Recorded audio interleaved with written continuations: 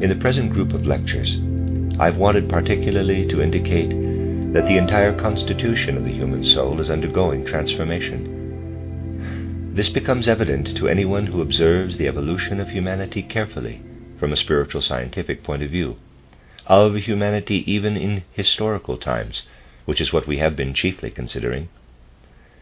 People's way of comprehending their conception of the world, their impulses to act, everything pertaining to the human soul constitution is changing in such a way that the slightest idea of it is beyond the understanding of external science. For science works in this realm with utterly inadequate means. Yesterday we tried to show that especially what may be called the center of human soul life, real ego consciousness, appears to more intimate observation to have been entirely different in ancient times from the ego consciousness of later epochs, and that again from our present. I tried to characterize these differences by saying that in ancient times, particularly the pre-Christian, man's consciousness of self still possessed elements of reality, while in our own era, which involves principally the development of the consciousness soul, there is only a reflection of the true ego in what we consciously call our ego. I have referred to this fact in public lectures by saying that a man of our time, especially if he thinks he is a philosopher, does not arrive at the truth because he is confused by a philosophic maxim that plays a great role in today's worldview, a role that is becoming disastrous, namely the maxim, "I think, therefore I am." This Augustinian and Descartesian maxim is not true for present-day man. The true form should now be, "I think, therefore I am not."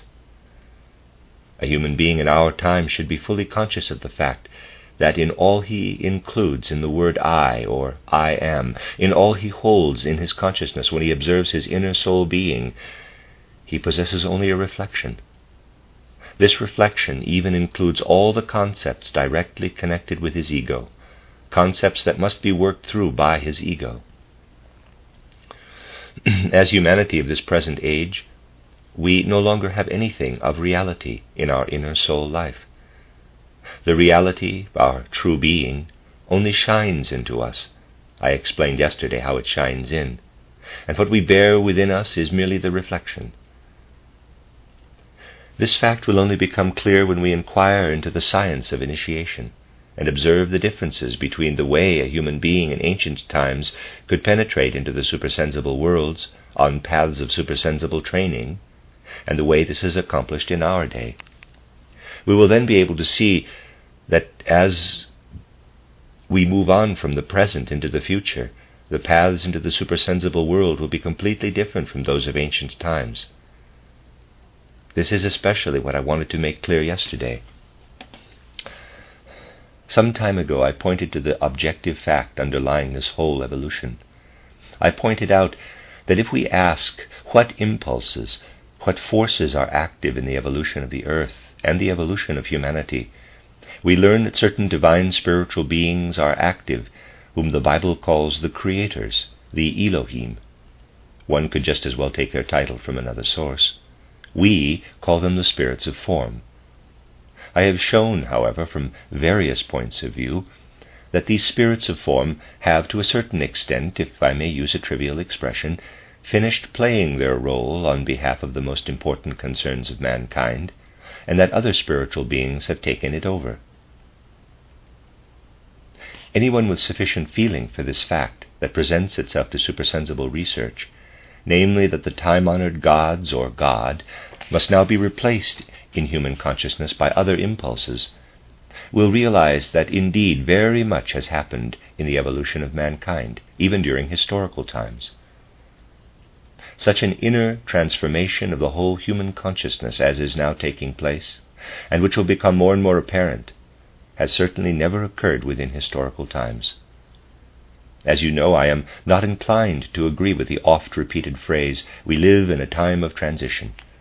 I have often remarked that anyone can say of any time that one lives in an age of transition, and if he fancies the notion, he can consider the transition he has in mind the most important in world evolution. That is not the meaning intended in what I have said. Any time is a time of transition, but the important thing is to know what is in transition, what is undergoing metamorphosis. From other points of view, other transitions may have been more significant, but for the inner soul life of man, the transition to which I am now referring, directed toward our immediate future, is the one most fraught with meaning of any in historical times. Let us consider this further from a somewhat different point of view. When we call to mind clearly the soul constitution in the time of ancient Greece, ancient Egypt, ancient Chaldea, it appears first of all not to have had a twofold structure, as does the soul of present-day man. Perhaps we would better say that a twofold structure is now in preparation. Indeed, it is in vigorous preparation, and can already be recognized in objective facts. What was formerly a mingling of soul forces, so to speak, that worked together in the human soul, has been dividing since the 15th century. To a critical observer of human evolution, this is quite evident. The conceptual life and the will life were much more closely united in former times than they are now. They will separate more and more. The conceptual life, which is absolutely all we can lay hold of with our present consciousness, the ordinary, not the clairvoyant consciousness, is nothing more than a reflection of reality, and this life of conceptions also comprises all that we can grasp of our ego. On the other hand, we experience our will life as in sleep. A man is as unconscious of what actually pulsates in his will as he is of events during sleep.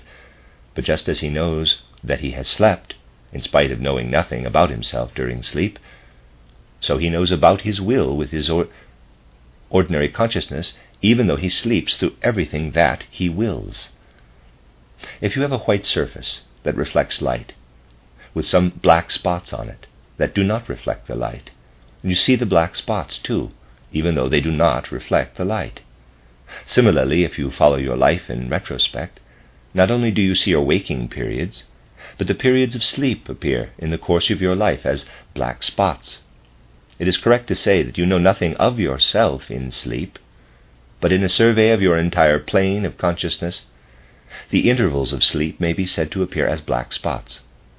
A person deceives himself if he thinks he knows more of his will than he does of his sleep. Man is conscious of his life of conceptions, and into this life of conceptions slip the black spots. These are the impulses of will. But man experiences these will impulses as little as he experiences the sleep periods. The will life was less obscure to the consciousness of pre-Christian ancient times than it is today. Man was not so sound asleep with regard to his will. The instinctive will functioned, illuminated by the life of conceptions. On this account, conceptions were not such pale reflections as they are today. Now we have on the one hand the conceptual life, which is only a reflection of reality, and on the other hand the will life, which is a sort of sleep condition punctuating our conscious life. I said that what is contained in man's soul constitution is also apparent objectively. Let us consider two phenomena that are extreme opposite poles. The rest of human life, so far as it is influenced by the human soul constitution, resembles these phenomena. One of them is to be found today in the views which are especially developed in the so-called secret societies of the English-speaking peoples. Such societies existing among other peoples, for instance the Freemasons and similar organizations, depend entirely upon their original founding among the English-speaking peoples. This is one extreme phenomenon. The other is to be found in the so-called Christian Church, wherever this has dogmas and rituals. These are two extreme, diametrically opposed phenomena. There are other phenomena that are similar. For instance, what we call modern science resembles the secret society view of the English-speaking peoples. Humanity is hardly aware that modern science is essentially similar to the views existing in these secret societies. I do not say influenced by them, but similar to them, for these things develop from different roots, and then the trees become similar. It is the same with much that one finds in popular world conceptions. Today, many people whose thinking does not conform to any kind of scientific worldview have nonetheless similar aims. Among the scientific conceptions, philosophy alone, from an inner view, is still dependent upon the view of the Roman Catholic Church. Even the organization of man as body and soul, which philosophers regard today as unprejudiced science, is, as I have often stated, merely an outcome of the Eighth Ecumenical Council of Constantinople, when the spirit was abolished by the Roman Catholic Church. Thus, unprejudiced philosophy is nothing but the elaboration of a Church Council resolution. There are individuals who do not look at things as they are painted by the universities of our time, but who really penetrate to the facts. To them, a philosophy that accepts this dualism of body and soul and fails to stand for the true organization of man as body, soul, and spirit is nothing but abstract superstition originating in that Church Council, unconsciously, of course. Now, if you take these two opposite views, you may find them in modified form in science and in the popular worldview, as the cold of the North Pole is modified in the temperate zone. But if the extremes are kept in mind, the matter will become perfectly clear. You see, the secret society view of the English-speaking people, looking up to what it considers as underlying the whole cosmic process, emphasizes particularly the so-called architect of the worlds, the great master builder of the worlds. These people picture to themselves in all sorts of symbols and rites the way the great architects of all worlds work within the cosmic process. No one recognizes that this view persists as a ghost in modern science, but it does. It is a view tending to focus exclusively upon a mere reflection of the world, upon what is only a reflection of reality. There you have the one extreme, which takes into account only the reflection of reality, and when it becomes a dogmatic world conception, it is really something entirely outside reality. That is why so much mischief can be done with these things. It is why rites and symbols, very seriously intended or seriously proclaimed, can become a masquerade or mere ostentation. It is something a human being consciously enjoys. It gives him a lively sensation, just because it takes account of the present-day consciousness, the consciousness that is a reflection of reality, that contains the reflection of reality. The other extreme is offered by the Church. It is radically different from the world conception nerve of the secret society view, nerve in quotes. What the Christian Church offers reckons with the other pole, the pole of the will, with those human impulses that enter the consciousness only as sleep does at night. It reckons with a reality, to be sure, but a reality that is slept through. That is the reason also for the curious development of the Christian churches, which consists in their having gradually resolved the very different concepts of ancient times into their so-called concept of faith. Anyone who knows how the followers of almost all Christian views constantly turn away from knowledge and toward faith will feel something of sleep in this practice of faith. Their desire is to prevent at all costs any clearly conscious illumination of what strives to enter the human soul from those regions where sleep also originates. Therefore, what I have described as the content of the ancient gnosis was reduced in earlier centuries to completely abstract dogmas, which were not intended to be comprehended, but only to be accepted. And in Protestantism, knowledge has been reduced to a mere subjective belief, which has its special characteristic in its being based on something that cannot be proved, something beyond the province of science. There you have the two extremes that developed in the human soul constitution, as they are now related to objective facts. Now we may ask what really underlies this splitting of the human entity into two poles, the conceptual life, which has become a mere reflection of images, and the will life, which has been forced down into the realms of unconsciousness where it is asleep. The underlying cause is this, that in the historical evolution of humanity, the impulse for freedom is struggling upward in the development of the human being. Even freedom, dear friends, is a product of evolution. Earlier times were not yet ready to awaken humanity to a real impulse for freedom. This present time in which we live can be characterized, on the one hand, as I have just indicated, by the fact that the spirits of personality are replacing the spirits of form. Subjectively, the struggling forth from the human soul of the impulse for freedom accompanies this outer objective fact of evolution. Whatever course events may be taking externally, however chaotic all outer happenings may become, still at the same time we have in the present and the near future the struggle of the human being in this very age of the consciousness soul in which we have been living since the 15th century, the struggle of the human being to win through to an experience of the impulse for freedom. An understanding of this impulse is being sought by modern humanity and will be sought more and more.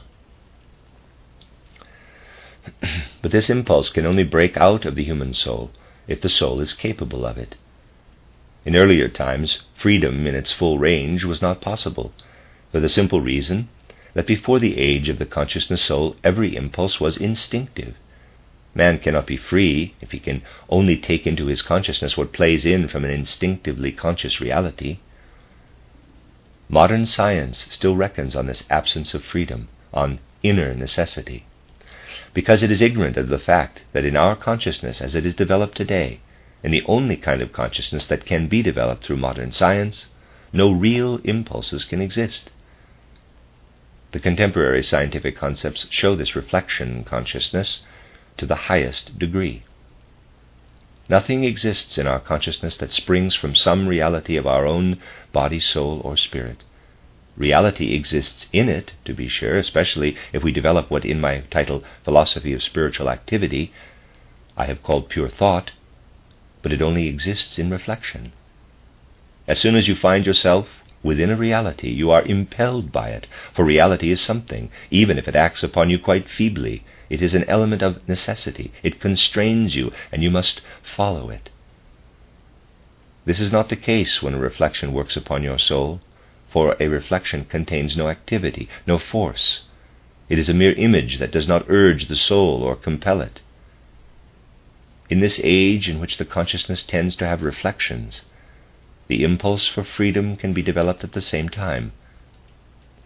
By anything else a man would be urged to do something, but when his conscious conceptions are images, and nothing but images, which reflect a reality but are not the reality, there is no reality to oppress him. He is able in this age to develop his impulse for freedom. This is a mysterious fact that underlies the life of our present time. That people have become materialists in this age can be traced to their feeling, when they contemplate their inner life, that they find no reality there, only images. And of course everything else is sought in the sense world. It is true that we can find no reality, either spiritual or physical, within our soul. We find only images. This was not always so.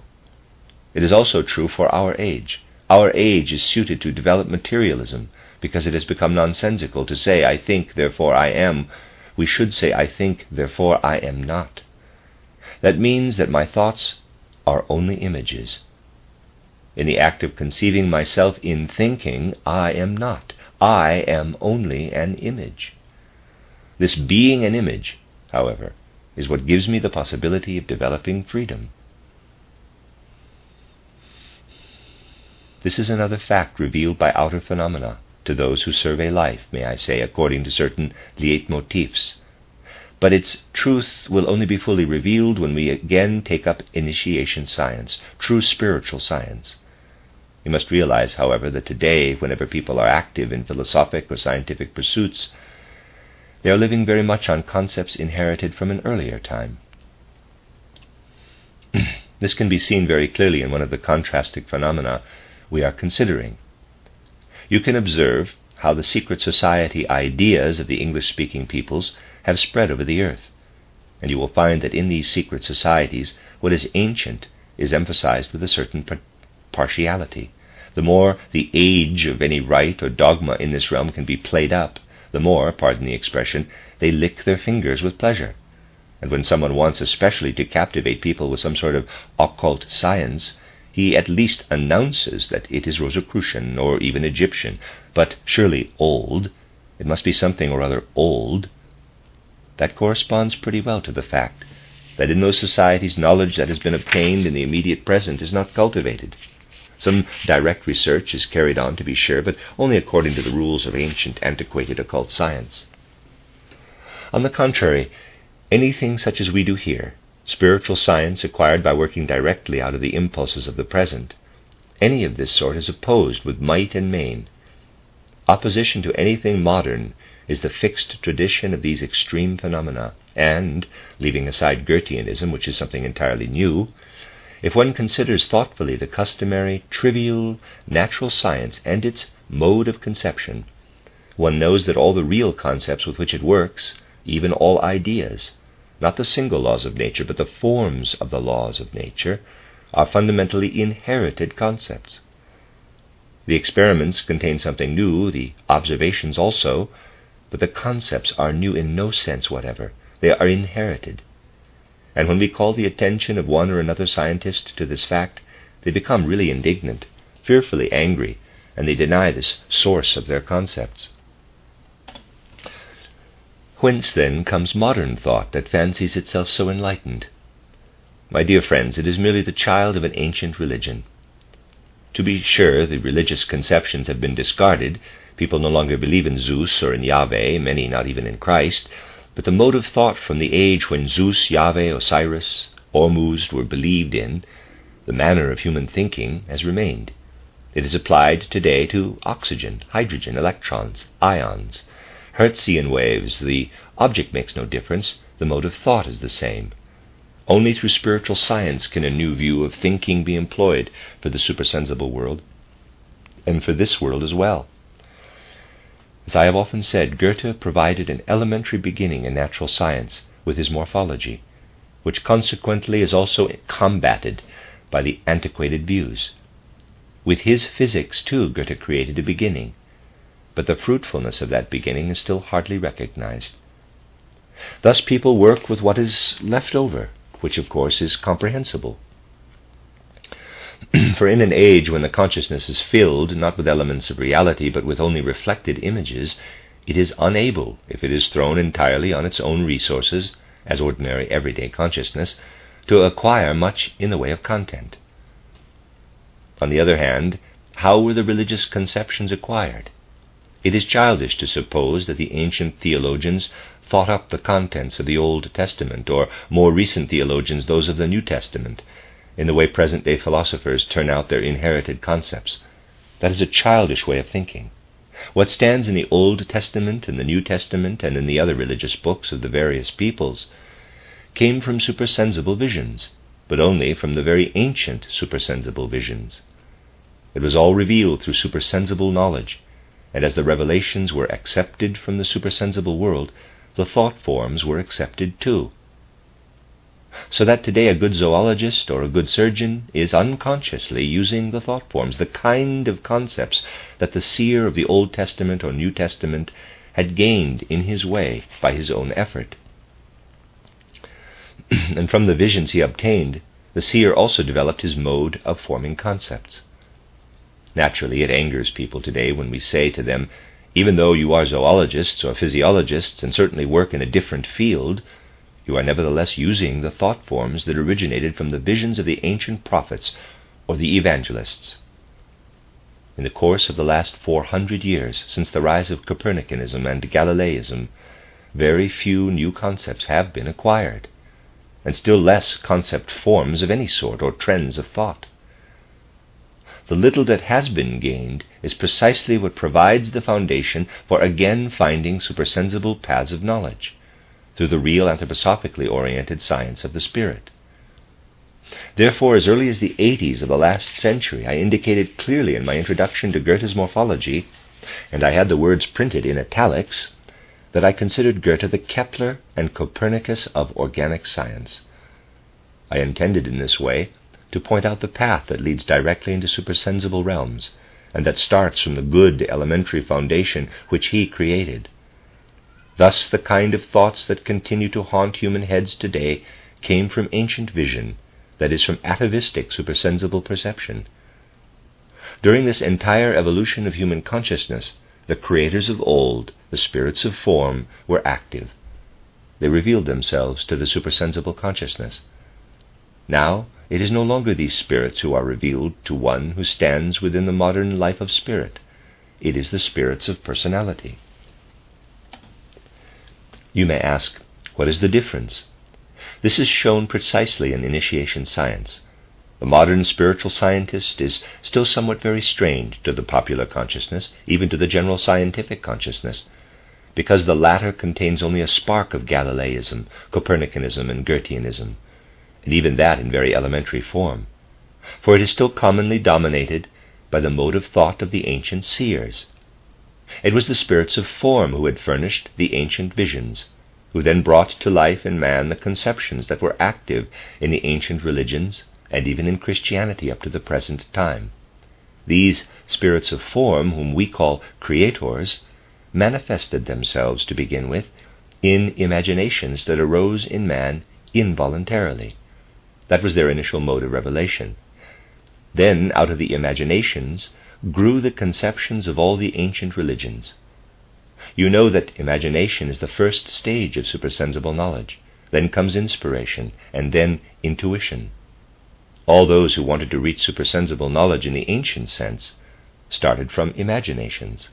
They had to find their way to the spirits of form. Today, the way has to be found to the spirits of personality.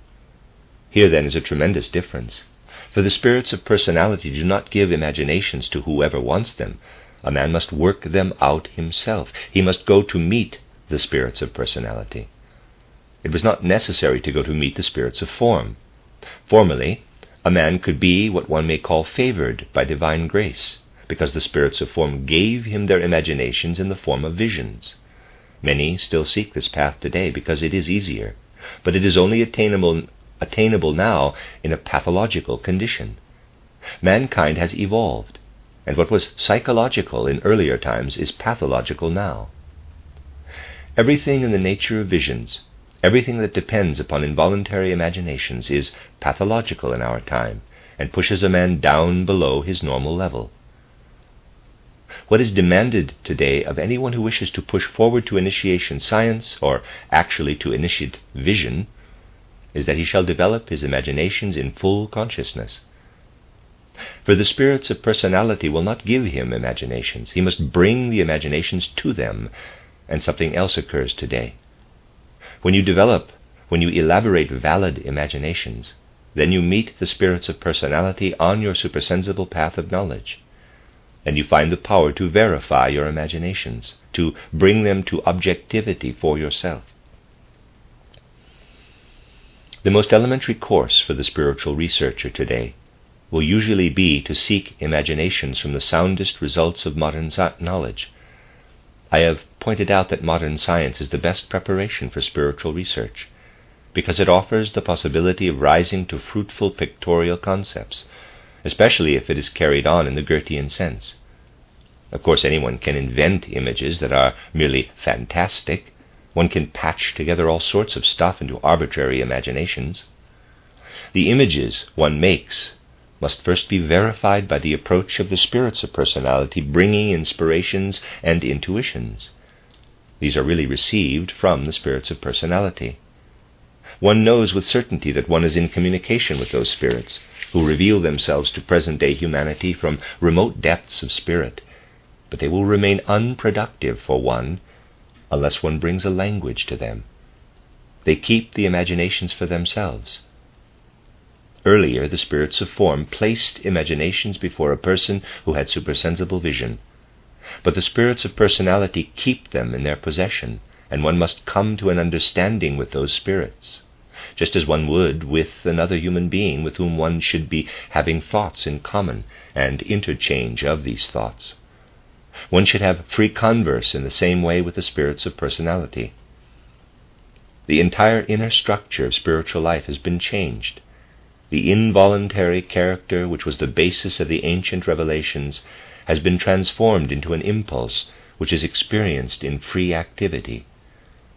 Someone who is not superficial, who wants to find out what really can occur, will become aware as he follows world events today, perhaps at first from something quite superficial, that a new world plan is seeking to be realized, that behind outer events something is trying to take place spiritually, This may be sensed from world happenings, but thoughts about it are still very vague.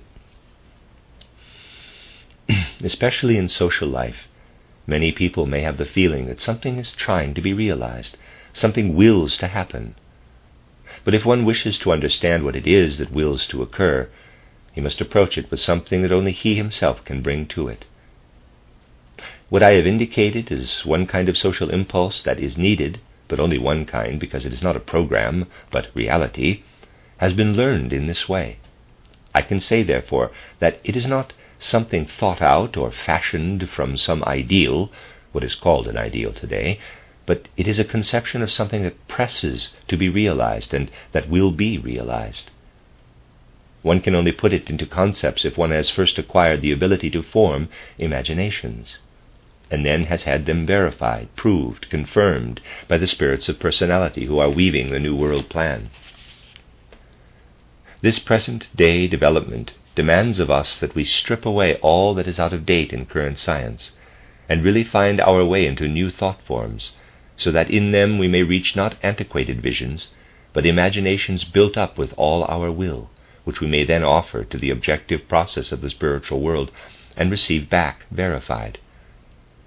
This is so completely, so radically different from all earlier methods of gaining supersensible knowledge, that the numerous individuals who depend upon the earlier methods resist it with all their might. For something is demanded of persons seeking to gain supersensible knowledge, something that is radical, primal, elementary, that intends to penetrate to sources, something that must be reconciled with all that is, consciously or unconsciously, antiquated. That is the reason why the spiritual science presented here attaches so little value to all that is traditional. These traditional things are certainly worthy of respect, but the fact remains that we stand at the turning point of human evolution, and we must fully recognize that the traditional is obsolete, and that something new must be won. Hence, in a spiritual science that takes today's conditions into account, there can be no thought of faith in the old sense, nor any inclination toward the so-called master builder of all worlds. For both pertain only to external consciousness. When one attains a consciousness that is outside the body and outside the course of life, that is really in the spiritual world, then will and conceptions flow together again into one reality. And what was mere architecture, mere form, lifeless forms and lifeless symbols, receives inner life. Empty, obscure faith becomes knowledge. Concrete, self-transforming knowledge. The two unite and become a living thing. This is what must be experienced by humanity. The ancient symbols and ancient rites must be felt to be out of date. The whole earlier mode of thought must be felt as something antiquated, and the rigid forms in that mode of thought must be given life. Just think how much use is still made today of those antiquated concepts. Certainly something useful can be done with them in many fields, but humanity would become stiff and paralyzed and withered if our antiquated ideas did not yield to something else, something containing inner life. We can no longer continue to work under the symbol of world architecture, with rigid forms, traditional symbols, traditional dogmas. Something must bring mankind and the world together, and it must be a spontaneous living thing. At the beginning of our Christian era, for example, it was not yet true, even of Christianity, that its development was founded on something living. I have often called attention to the fact that those who first wrote about Christianity did so from the standpoint of the ancient Egypto-Chaldean science. Even the dates were not historically established. Festival dates, for instance, were determined astrologically, also the dates of the birth and death of Christ Jesus. The whole apocalypse rests on astrology. The latter was alive in ancient times, but today it is dead. It is simply mathematical reckoning. It will only come to life again when things are comprehended with living insight. When, for instance, the birth year of Christ Jesus is not figured out by the stars, but is seen with the vision that can be gained today in the way described. With that, things come to life. There is no life today in a calculation that determines whether some star is in opposition or in conjunction with another, and so on.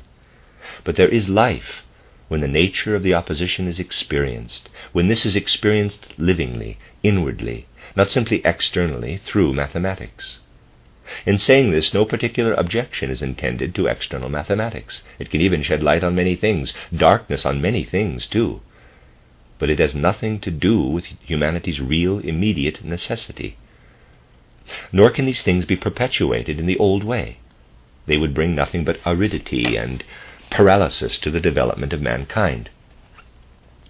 Of course, in judging such things, people are influenced by the thought that although they themselves need not become seers, for just healthy common sense can grasp spiritual science, yet even this kind of thinking can only be acquired with effort, while on the other hand they can easily adopt the ancient traditions and methods and still more easily believe the church dogmas. Now we come to a fact that we have treated repeatedly from various points of view, namely the change that is taking place in the constitution of the human soul. It indicates, on the one hand, the streaming forth of the revelation of the spirits of personality.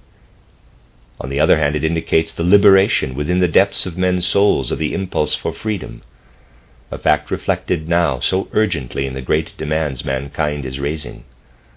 Today's social demands can only be understood if one is able to perceive this evolution in the constitution of the human soul. Call to mind a remark I made yesterday, that people are beginning, at least beginning, I said, to sense their true ego when they come in contact with other people. The man of old understood, "Know thou thyself," in the external world. For supersensible cognition, it is different. But the man of ancient times, when speaking of his ego, had something real in the external world, the world in which the human being lives with his ordinary consciousness between birth and death.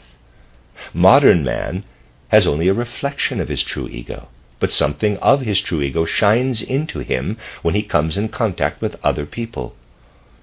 Another person who is connected with him karmically or in any other way gives him something real. To express it radically, it is characteristic of human beings of our age to be inwardly hollow, but we should acknowledge it, and we should acknowledge it. If we practice life retrospection honestly and faithfully, we find that the influences other people have had upon us are much more important than what we ourselves have supposedly acquired. Present-day man, of himself, gains extraordinarily little unless he obtains knowledge from supersensible sources. He need not be clairvoyant. A person is driven to daily social intercourse because actually he is only real in someone else, in his relation to another person. As we approach the sixth post-Atlantean epoch, of which embryonic impulses are now present in Russia, this fact will become so potent that a current axiom will be, "No happiness is possible for one individual without the happiness of all," just as a single organ in man can only function if the whole functions. In the future, this will be recognized as an axiom simply because it will be a fact of consciousness. We are still far from it. You may make your minds easy. For a long time to come, you will be able to consider your own personal happiness, even though it may be built upon much human misery. But that is the direction in which humanity is developing. It is simply a fact, as when a man has a cold, he must cough. He finds that unpleasant. Just so, a few thousand years from now, there will be unpleasant soul conditions aroused when a man wishes as an individual to have any sort of happiness in the world without its being shared by others. This interdependence of mankind is inherent in human evolution and is making itself felt today in the social demands. This is simply the direction in which the human soul is developing.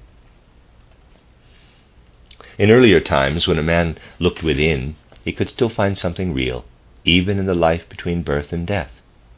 Today, materialism is actually not unjustified in this life between birth and death, if we observe man only outwardly. For what the ordinary consciousness can trace within the human being in his earthly life has only to do with material facts. Supersensible facts underlie these, but as I said yesterday, they cease soon after birth and leave a man to take a material course until his death, when the supersensible struggles forth again. It is not from mere charlatanism that contemporary scientific research is materialistic. It is from taking into account instinctively the conditions actually existing in man today. But the people do not see beyond this life between birth and death. As soon as they begin some day to see beyond it, natural research will end as a matter of course. Man must for once dive down into this purely material life, so that independent of it he may gain the spiritual. Thus, to understand what is pulsating in the most urgent demands of our time, it is absolutely necessary to look into this transformation of the human soul constitution. And it is only possible to observe it when one is willing to do so through the science of initiation.